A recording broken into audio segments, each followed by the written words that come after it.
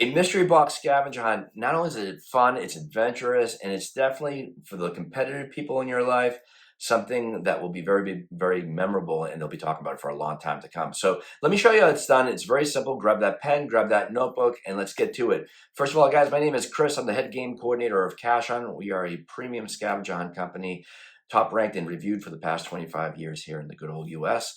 But my job is with these videos is to show you how you can create these really fun scavenger hunts by just following just a few steps on prep, game, and then post. So the key thing is, first of all, what is it that you need? Well, you need the prop, right? The prop is the mystery box. Now, in the form, you can find these in craft shops, looking at AC Moore or Michael's Crafts, depending on what you have in your neighborhood. But always look on Amazon to see if they provide these types of boxes. What you're looking for is a small to mid-size type of box. Now, what you're looking for as well with that box is seeing if they have a key attached to them. And that's really an essential part of this game. The scenario of that is that that key should open up all these boxes because obviously these keys are a little bit more like a skeleton key type of a scenario. So this is what you do. Before the game begins, so a week or two prior, even before you even get these boxes, what you want to do is scout the area as to where you're going to be, taking part in this game. It should be, like I always say in all the scavenger hunt ideas I provide you, it should be the downtown area of your city or town. It should be all walkable. And in this case, you want to make this about a mile radius as to where you are going to hide these little boxes. Again, they should not be large. They should be small in regards to doing this. There is an alternative to doing this type of game without utilizing boxes, and I'll tell you that at the end of the video. But the key thing is, first of all, how many boxes are you getting? Alrighty, so with that being said, depending on how your budget is, you want to make it to be about 3 to 4 boxes for each team because each team is going on their own path. There's a little bit of a race involved, and that's why by spreading out the locations to each path, it makes things a little bit challenging. It makes the game a little bit, a little bit long in the tooth, which is always key. You don't want these boxes for each team to be at a very short distance because this game will be over before it started. So you want to make it a little bit challenging.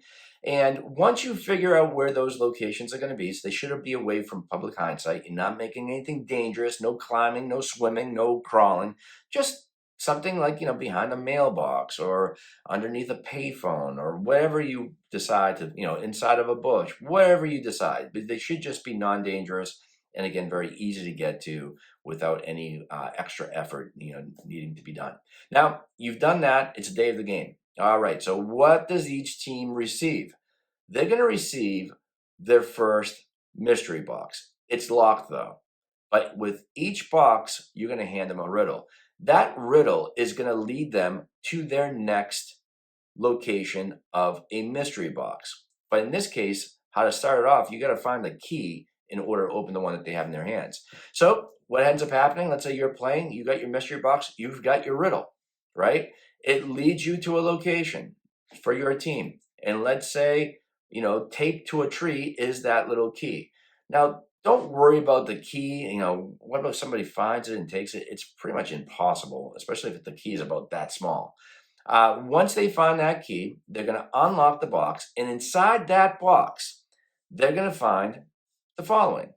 They are going to find a piece of a picture. Okay, so the end result of this game is the final treasure. Okay, so wherever that might be, you want to take a photograph of that said location. Okay, and you want to rip it into small, not minimized pictures, pieces, but four really strategically cut pieces to this particular puzzle.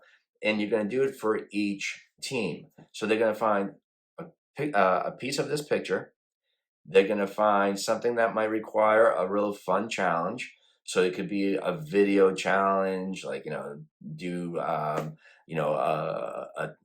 20-second public aerobics class demonstration with members of the public, or do, sing a song just by snorting it out. So just a variety of different videos, really smally timed within like about 20 seconds of an exercise, so to speak. Or you can do trivia, whatever you want to do. But inside of that, they're also going to receive another riddle. Now, that riddle is going to lead them to the next mystery box. That key, you just need one key for each team, should unlock that second one, and then it will do the same thing.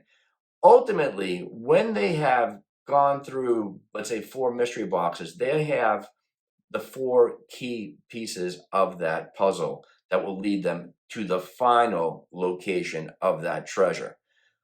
Ultimately, there is no riddle to be for that, second to last mystery box. They've got all their pieces together. They'll put them together, and that will lead them to their path to that mystery box, which they will then be awarded whatever prize is inside of it. And that is really the conclusion of the game.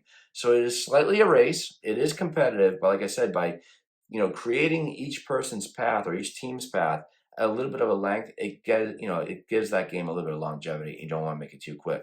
Now, the key thing about that is I would keep this, guys, to 2 teams. I think 2 to 3 at most, because it makes things easier. And in regards to planting, because you're creating a path for each one of those teams. Now, there is an alternative of doing this, and that is very QR code related. So you can do the same exact thing. However, though, when you get the first clue at the beginning with to lead them to a location that will zap into a QR code that would lead them into a photo challenge, video challenge, trivia, and then so forth. It's a little bit quicker. It's easier. It doesn't cost you that much, but you can do it that way as well. So, guys, that's pretty much it. It is really a fun, a different type of scavenger hunt to put together. Again, I've done them professionally for clients. They've always enjoyed them. I think it's very easy for you guys to do. It does take a little bit of work, a little bit of effort, but once you get everything together, I'm telling you, it is going to be a very memorable game. As always, you want to learn about Cash On, just simply click on the link in the comments, leave a comment, hit subscribe, hit the like, and then hit one of these boxes wherever they appear in regards to giving you some more information of some really cool scavenger hunt ideas. Thanks so much, guys. Go to creating, and let's play.